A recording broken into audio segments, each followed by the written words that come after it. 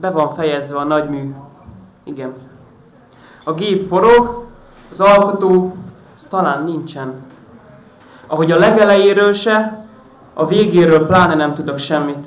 Nekem nem jutott vég, egy nüansznyi belehalás sem, egy apró végleg eltörlődés sem, vagy egy jelentéktelen nem látlak többé.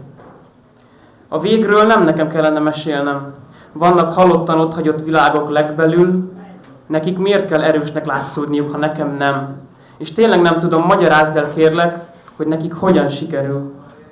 Magyarázd el igazságosztóm annak a kisgyereknek, akinek Görögország partjainál vízbe fulladt a családja, hogy nincs vége. Meghal, aztán megy és tovább él. Szerinted ez politika, te fasz?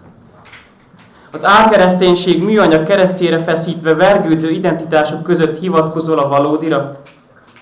Szeresd fel a barátod. És ha ez nem neked szól, akkor azért tényleg kár volt lejönni a fáról. Az alkotó nem pihen, bealudt. Még mindig nem akarsz okokat keresni.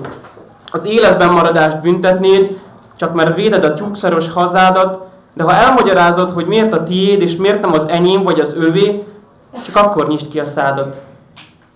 Nem az otthonom ellen vagyok, hanem a világom mellett. Így van, őt is ember számba veszem, te meg a saját szádba köpsz, ember. Mert te is csak addig anyáznál, amíg nem a sajátodról van szó. Az együgyűség nem boldogság, ezt nem nekem kellene mondanom. Lehetne egy nagy mű, igen. Lehetne a józanész pártja ilyen. Ismertem egy lányt. 14 éves volt, amikor a nevelőapja először megerőszakolta. Magyarázd el neki, hogy nincs vége. Később én együtt voltam ezzel a lánnyal. Te meg tudnád tenni? Utána.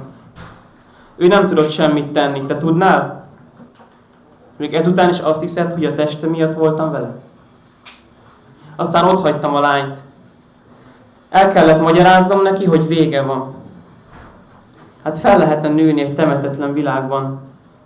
Magyarázd el neki, hogy nincs hiába. Csak az a vég, azt tudnám feledni.